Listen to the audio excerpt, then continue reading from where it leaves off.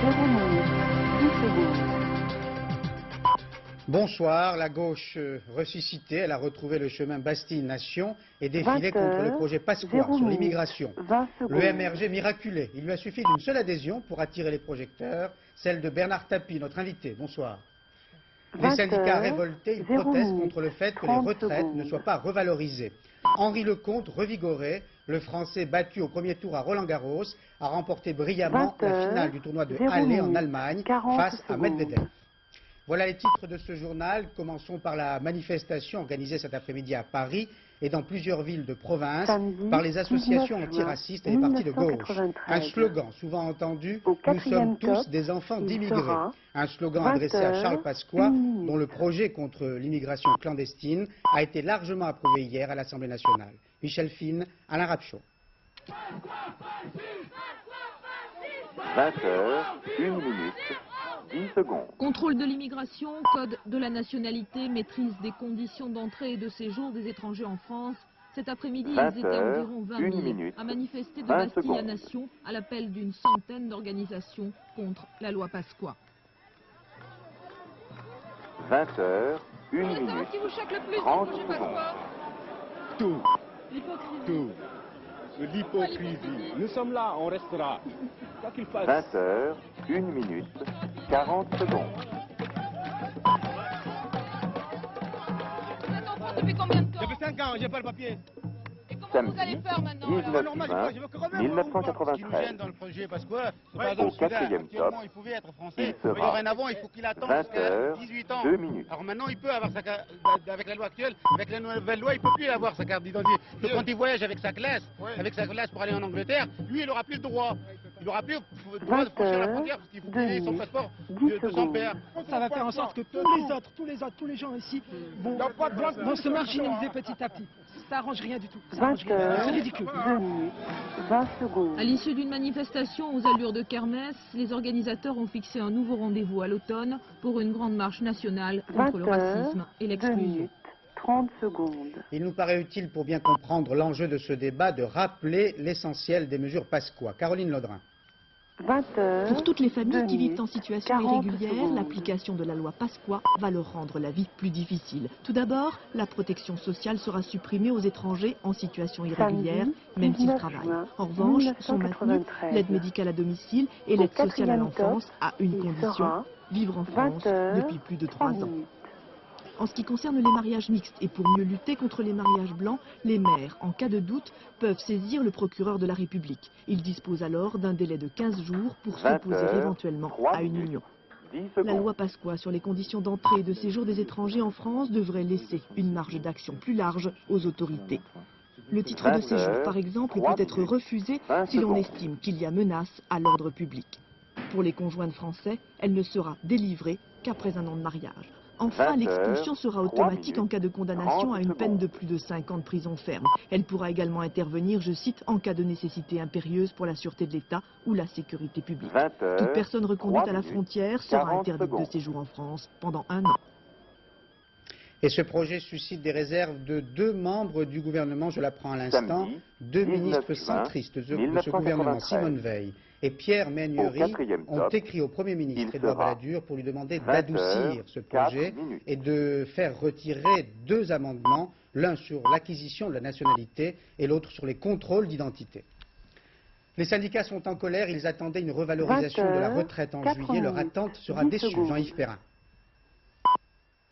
Pour les retraités, la potion risque d'être amère. Leurs pensions ne seront pas revalorisées 20 heures, le 1er juillet 4 prochain. minutes, En 20 effet, secondes. l'augmentation totale des retraites pour toute l'année 93 sera seulement de 1,3%. Et comme les retraités ont déjà eu 20 1,3% en heures, janvier, 4 minutes, ils n'auront 30 rien du tout secondes. en juillet. La rupture est de taille. D'habitude, les retraites sont revalorisées tous les 6 mois. Explication du gouvernement, 1,3% en 93 20 heures, ajouté aux augmentations 40 92 secondes. suffisent pour garantir le pouvoir d'achat des retraités.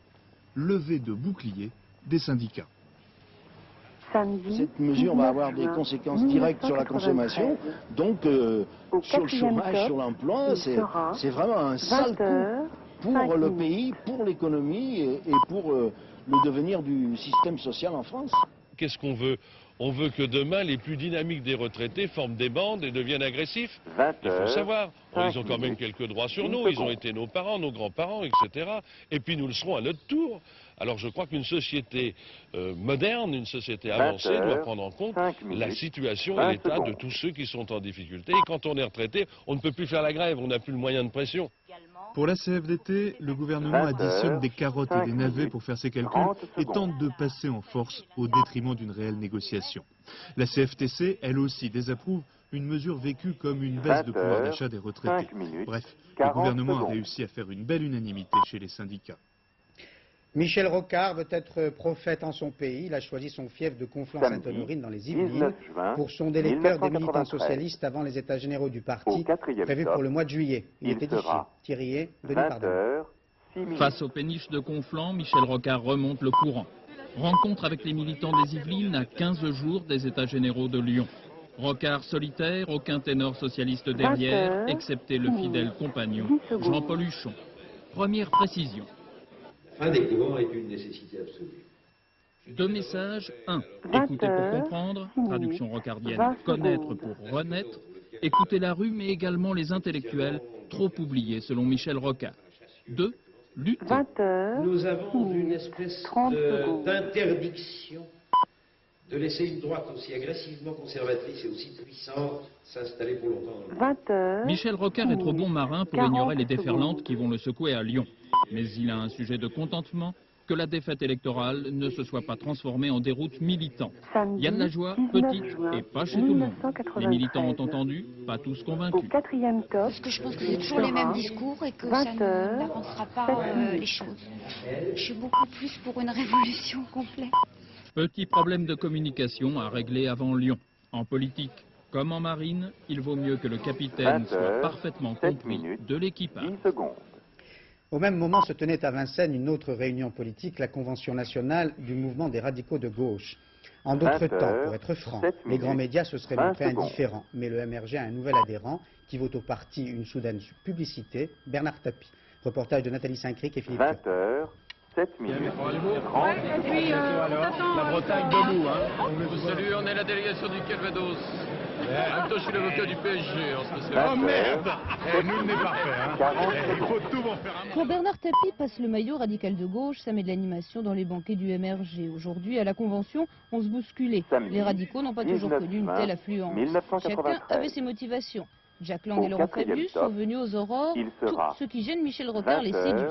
Certains même voyaient derrière ce grand raout la volonté élyséenne. Bref, tapistes, radicaux de tout poil, fabiusiens, doloristes et anti-rocardiens s'étaient déplacés au nom du débat d'idées, mais aussi pour concurrencer à gauche Michel Rocard et ses états généraux.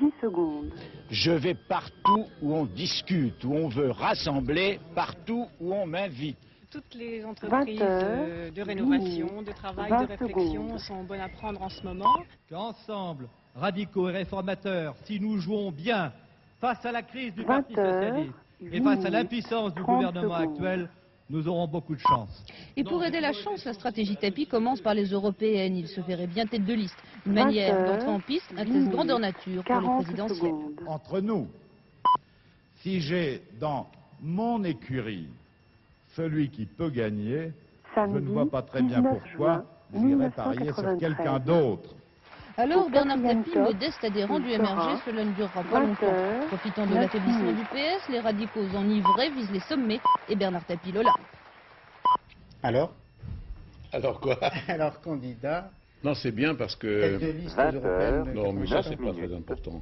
Je pense que ce qui est important, c'est que les radicaux ont trouvé de la voix, et surtout des gens qui veulent bien entendre ce qu'ils ont à dire.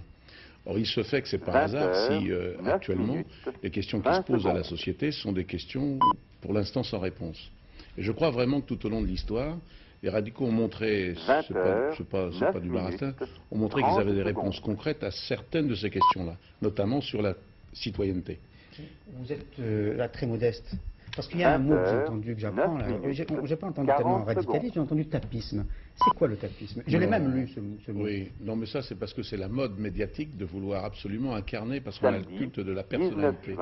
Et je crois que comme j'ai toujours été un cavalier seul, j'ai jamais donné l'habitude aux médias de me traiter dans le cadre d'une collectivité.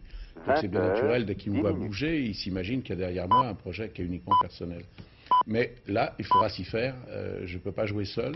C'est un match qui ne joue pas seul. Je vais vous faire un aveu. Vous savez pourquoi je vous ai invité? 20h. Vous êtes adhérent du MRG. Oui. Je pensais que ce soir, j'allais inviter le président du MRG. Le nouveau. Voilà, ça veut dire que vous raisonnez forcément de cette manière. Moi, je crois que c'est pas comme ça qu'il faut raisonner.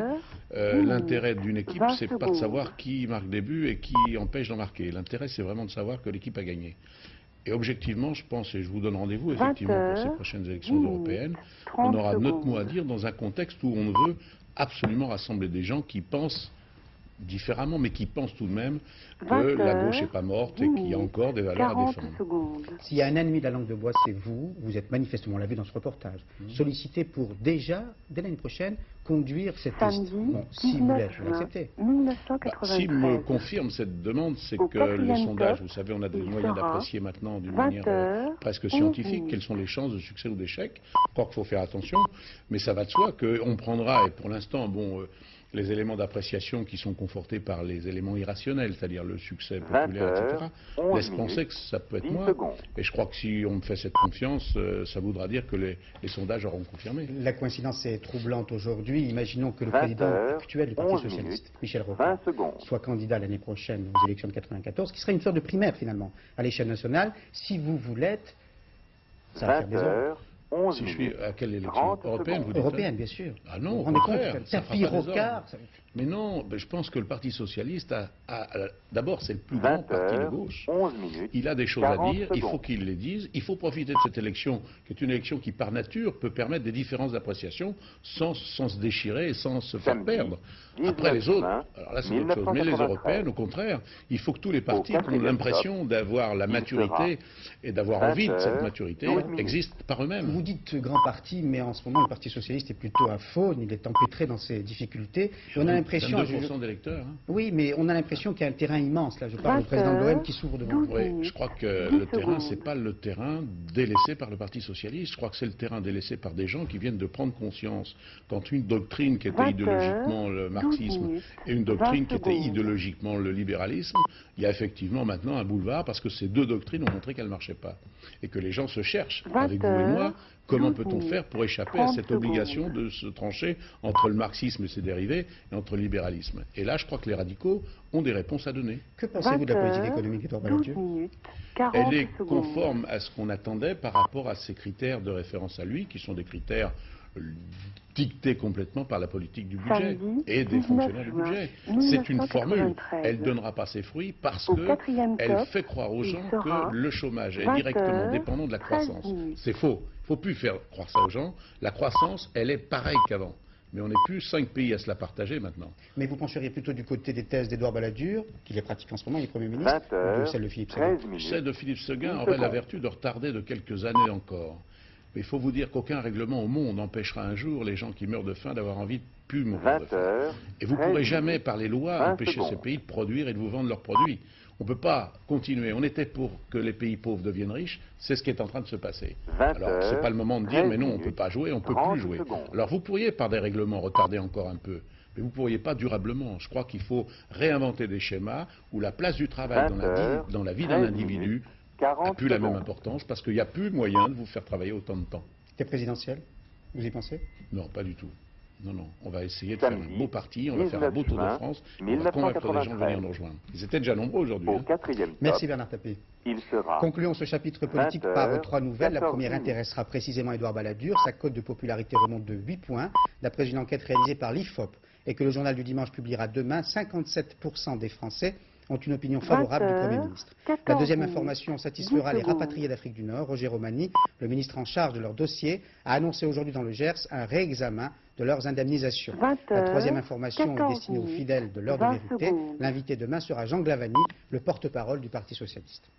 Une embellie pour l'industrie française. Le groupe français Camp-Nou Bernard SGE a été choisi par l'Ukraine pour faire oublier Tchernobyl. Patrick Esther, Jean Cornu. Est-ce qu'on peut aller là? Ces ingénieurs français ont pris le risque de visiter à plusieurs reprises le sarcophage de Tchernobyl. Ils ont eu raison, ils viennent de gagner le concours international lancé par l'Ukraine pour recouvrir le réacteur défaillant. D'ici à 5 ans, l'installation construite juste après la catastrophe par les Russes pourrait s'effondrer. Parce qu'il est inconcevable de léguer aux futures générations un pareil héritage les autorités ukrainiennes cherchent des solutions pour faire disparaître le monstre. L'entreprise Campenon-Bernard propose de construire une enseigne de confinement de 200 mètres de long, haute de 91 mètres. Constituée de cubes à double paroi, assemblés par des robots, cette enseigne devrait servir d'usine de démantèlement. Équipée d'un pont roulant de 200 tonnes, n'importe quelle partie de l'installation pourra être déplacée. Un projet extrêmement ambitieux. 15 On minutes, va réaliser une 30 boîte secondes. qui en fait est un atelier de démolition dans laquelle vont évoluer des engins de travaux publics qui seront téléguidés depuis des cellules de pilotage installées dans les murs de la boîte.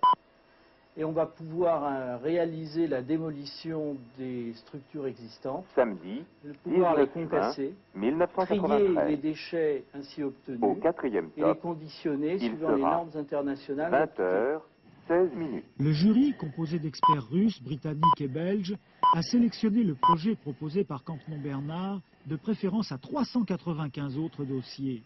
C'était pourtant le plus complexe.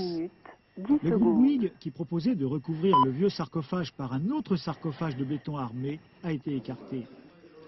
Pour le ministre ukrainien chargé de gérer les suites de la catastrophe, le projet Bouygues présentait le risque, à long terme, de devoir être lui aussi recouvert dans un siècle ou deux par un troisième ouvrage encore beaucoup plus gros. Un jour, ce réacteur sera donc peut-être entièrement démantelé, mais il sera probablement impossible de savoir combien d'hommes et de femmes auront payé de leur vie les tragiques erreurs de l'atome soviétique. L'ONU n'entend pas renoncer en Somalie. Les casques bleus recherchent le général Aïdid, mais ils éprouvent des difficultés. L'homme qui a réussi à leur échapper lors du raid mené contre son quartier général à Mogadiscio a encore de nombreux partisans. Ils n'ont d'ailleurs pas hésité à manifester aujourd'hui dans la capitale. Écoutons notre envoyé spécial Dominique Derdin. Ils étaient plus de 2000 ce matin encore à manifester contre l'intervention militaire des Nations Unies et de l'Amérique. Des partisans du général Aïdid, mais aussi bon nombre de Somaliens ordinaires, choqués par l'ampleur des représailles de l'ONU, vécues ici comme un véritable règlement de compte. Dans le ciel soudain, juste au-dessus des toits, des avions de chasse survolent la capitale, dernier signe de la volonté américaine d'imposer à Mogadiscio la loi du plus fort. Depuis 48 heures, Mogadiscio Sud vit dans un calme relatif. Les rumeurs vont bon train, comme une traînée de poudre, les bruits les plus fous parcourent la capitale. Ce matin, on disait par exemple que Mohamed Aïdid irait en personne parler aux manifestants, narguer les casques bleus, mais il n'est pas venu. D'après ses proches, se sachant qu'il change 2 ou 3 fois par jour de résidence, une chose est sûre, il est toujours là. En Bosnie, un observateur de l'ONU a été blessé à Goražde, une enclave musulmane bombardée par les Serbes, qui maintiennent leur pression malgré la trêve. Leur attitude reflète les rapports de force. Ils ont gagné sur les deux terrains, militaires et diplomatiques, et les Bosniaques musulmans en ont conscience. Reportage de nos envoyés spéciaux Bernard Lebrun, Roger Motte et Cyril Pecherick. En marche militaire, ils préfèrent désormais jouer du Glenn Miller. L'heure n'est pas à la libération, mais partout, cela sent la fin de quelque chose. 20h, Soldats, ils le sont 40 tous. secondes. L'unique orchestre de Sarajevo est au service de l'armée bosniaque et des cérémonies officielles. Mais ce samedi, ils se font un grand plaisir. Le morceau s'appelle American Patrol, comme pour saluer les F-14 américains qui au moment même survolent la cité ravagée. Je voudrais que les orchestres français nous envoient des partitions, surtout celles de l'hymne national, la Marseillaise, si c'est possible, et d'autres compositions pour les orchestres militaires. Il faut comprendre, nous on n'a plus rien, tout a brûlé avec 400 instruments au début de la guerre. 20 secondes. Orchestre d'État de la Bosnie-Herzégovine aujourd'hui, les musiciens le savent, ils seront demain orchestre de Sarajevo. Pour eux aussi, le temps des illusions est fini. Ce qui ne l'est pas, ce sont les combats. Aujourd'hui encore, la musique s'est mêlée au son des balles serbes venus du haut des collines. Mais déjà, dans les rues, les pare-balles ont des noms de musiciens. Samedi, 19 juin 1993. Les Américains ne connaîtront peut-être jamais la vérité sur l'assassinat de John Fitzgerald Kennedy. Ceux qui croient, et ils sont nombreux, à l'hypothèse du complot, réclame l'autopsie de l'ancien gouverneur du Texas qui vient de mourir, John Connally, qui se trouvait aux côtés de l'ancien président américain, avait été blessé lors du drame. L'analyse des fragments de balles qui sont restés dans son corps permettrait de savoir s'il y avait un ou plusieurs tueurs, mais cette recherche ne sera pas faite. La famille du gouverneur s'y oppose. Rejoignons notre envoyé spécial permanent à New York, Bruno Albin. La mort de l'ancien gouverneur du Texas, John Connally, et ses obsèques viennent de relancer la polémique sur l'assassinat du président Kennedy. Ceux qui croient toujours que l'ancien président a été victime d'un complot voulaient que des médecins légistes prélèvent dans les os du poignet et de la cuisse de l'ancien gouverneur les débris de balles qui l'ont touché le jour de l'attentat. Cela n'a aucun sens, a affirmé le frère du défunt. Ce n'est pas l'avis de tout le monde. Si en effet les fragments restés dans le corps de l'ancien gouverneur sont d'une composition différente de celle de la balle qui, selon les enquêteurs, a touché le président, la thèse du complot exécuté par plusieurs tueurs serait considérablement renforcée. Il ne s'agit pas d'un exercice académique, ni d'une astuce d'expert. C'est le cœur du problème. La théorie officielle, c'est qu'une balle a d'abord touché le président. Puis, cette balle a changé de direction pour traverser le poignet et la cuisse du gouverneur assis à l'avant de la voiture. Cela fait bientôt 30 ans que les experts les plus sérieux ne parviennent pas à se mettre d'accord et le FBI estime aujourd'hui qu'une analyse des fragments restés dans le corps du gouverneur ne serait pas inutile. Je crois qu'il serait très utile pour le public et pour la solution du problème de l'assassinat du président Kennedy si nous pouvions récupérer ces pièces à conviction. Mais il faudrait maintenant une décision de justice pour l'exhumation des restes de John Connally. Une équipe de biologistes français a progressé dans le dépistage de certains cancers, les cancers du sein notamment. Ils ont identifié un gène qui fait partie de notre patrimoine héréditaire et qui pourrait prédisposer à l'apparition du mal. Reportage de Jean-Daniel Flézaquier et Frédéric Delarue au centre de dépistage Jean Perrin, à Clermont-Ferrand. 10 secondes. À 53 ans, Jacqueline Vessière a été opérée d'un cancer du sein, un cancer qui a frappé 3 de ses sœurs, mais aussi 2 de ses nièces, dont Annie Rejra, qui a été opérée, elle, à l'âge de 29 ans. Jacqueline était surveillée très régulièrement, et à juste titre, car il s'est écoulé quelques mois entre cette radio des seins qui était normale et cette radio qui a fait apparaître le cancer. 22 minutes. Je savais qu'un jour ou l'autre, j'aurais certainement un problème. Le problème, il a été identifié ici, au centre Jean Perrin, à Clermont-Ferrand, dans un laboratoire financé par la Ligue contre le cancer. Grâce à 60 personnes, hommes et femmes de la famille de Jacqueline, qui ont donné chacune un petit peu de leur sang, les chercheurs ont pu mettre en évidence la responsabilité d'un gène dans la survenue de ces cancers familiaux. Ils ont pu ensuite mettre au point un test de dépistage que les médecins vont pouvoir maintenant utiliser sur ces familles à haut risque. 23 minutes. Le risque de cancer du sein est donc plus élevé et ces cancers du sein apparaissent souvent plus précocement dans ce genre de famille. Donc il est souhaitable de mettre en route le dépistage beaucoup plus tôt. J'ai ma plus grande fille qui a fait le test et la plus petite à 14 ans, c'est encore un peu jeune. Oui. Mais ma plus grande se fait suivre régulièrement. 20 secondes. La surveillance sera simple. Il s'agit de faire une mammographie, mais à la différence d'une population générale chez qui l'on débute à l'âge de 50 ans, on débutera ici peut-être 20 ou 25 ans plus tôt. Mais l'avoir, le gène défaillant, ne veut pas dire pour autant qu'on souffrira d'un cancer. Ce que nous héritons, ce n'est pas le cancer lui-même, mais c'est la prédisposition à développer un cancer. Et il faut qu'il y ait d'autres facteurs qui interviennent, par exemple des facteurs liés à notre alimentation, à notre environnement, qui révéleront en quelque sorte ce gène de prédisposition à développer un cancer. Il sera avec et bien vivre. 20h, Il faut 24 avoir le minutes. moral, pas toujours penser à ça, parce que si on pense à ça, on ne vit plus, c'est la catastrophe. D'autant que dans un avenir pas si lointain, on saura sans doute réparer par thérapie génique les dégâts causés par ces gènes défaillants. 10 secondes. Le Salon du Bourget est ouvert depuis 24 heures à tous ceux qui ne font pas partie de la nomenclatura, c'est-à-dire le grand public, je vous rassure. Le spectacle est le même. Patrice Pelé et Jean-Louis Bousser vous proposent l'attraction du jour, le ballet d'un F-16, vu sous un angle particulier, celui du pilote. 20h, 24 Steve Barter est pilote sur F-16 et maintenant c'est son tour. Les moteurs sont lancés à fond. 5 minutes et 20 secondes, c'est la durée de sa présentation. Barter tire sur le manche, le F-16 escalade le ciel. Au Bourget, le F-16 de Lockheed possède une caméra embarquée. Vous découvrez sur ces images ce que voit le pilote pendant le vote. 25 minutes. Sanglé sur son siège éjectable, Barter enchaîne les figures. Dans son viseur, les chiffres se déplacent à une vitesse hallucinante. Lorsqu'ils sont à l'envers, Barter vole sur le dos. 10 secondes. Vous pouvez voir tous les enchaînements du F-16 dans un temps très réduit, bas en altitude et dans un espace très serré. 20 secondes. Dans ces manœuvres de combat, ici au Bourget, on peut vous montrer comment on décolle en situation d'urgence, comment on manœuvre avec rapidité et précision. Voilà ce qu'on veut vous montrer.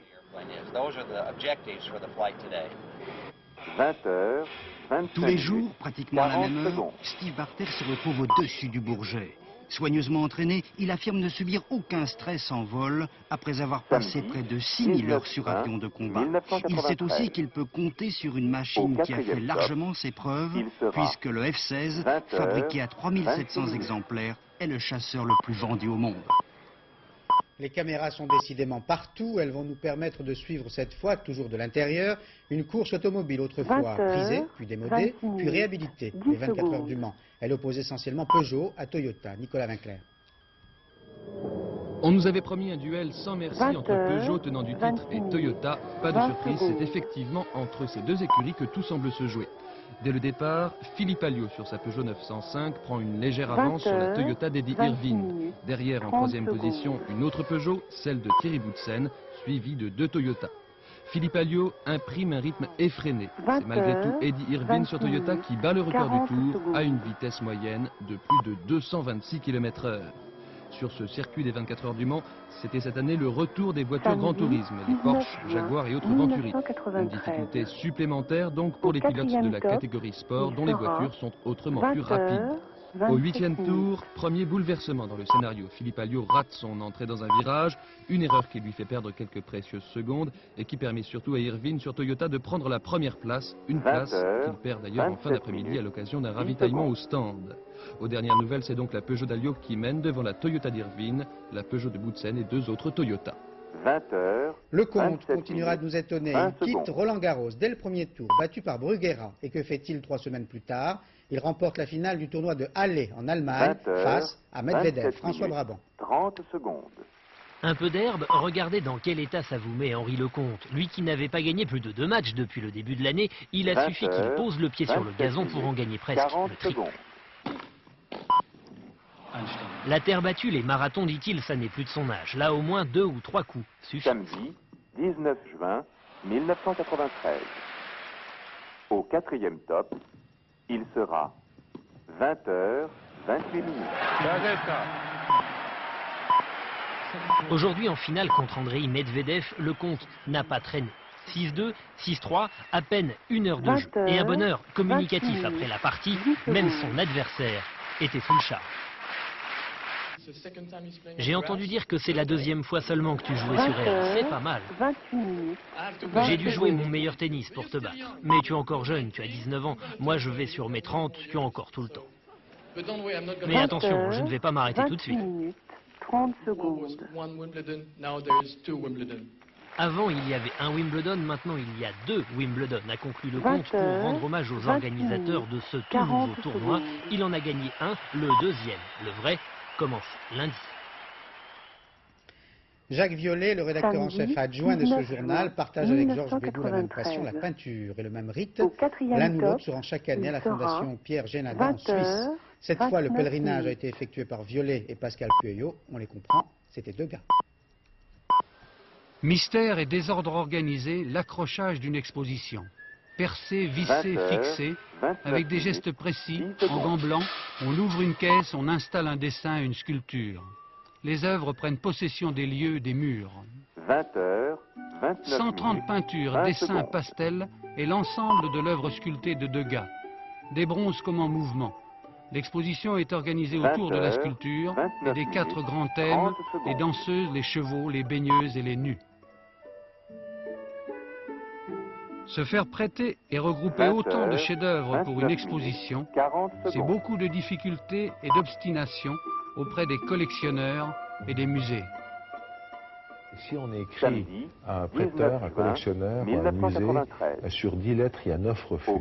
Et si on va les trouver, sur 10 visites, il y a un refus.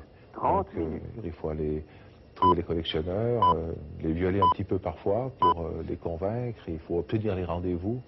Je dois dire que depuis 15 ans maintenant, on a quand même des relations, on a noté quand même certains tableaux qui se trouvent dans les collections et c'est plus facile aussi, on sait où se trouvent les choses. Et puis disons que ce que nous avons fait, jusqu'à maintenant, nous ouvre un peu plus les portes. La femme reste le thème obsessionnel de l'œuvre de Degas. Il commence par le dessin, puis le dessin ne suffit plus. Il devient sculpteur, il modèle la cire, comme s'il voulait donner plus de réalisme et de vie à ses dessins et à ses peintures. La recherche de la vérité à l'aide du modelage. Ce n'est qu'à 35 ans que Degas exécute ses premières études de répétition de danse. 19 juin 1993. Rien en art ne doit être l'effet du hasard, pas même le mouvement, disait Degas, mort en 1917 à l'âge de 83 ans, après une vie tout entière consacrée à l'art. Laurent Romeshko vous présentera dans un instant le plus grand tableau qui soit. Il sera bleu-gris, le ciel, demain. Bonne soirée sur France 2, à demain 13h. Bonsoir. 20h31.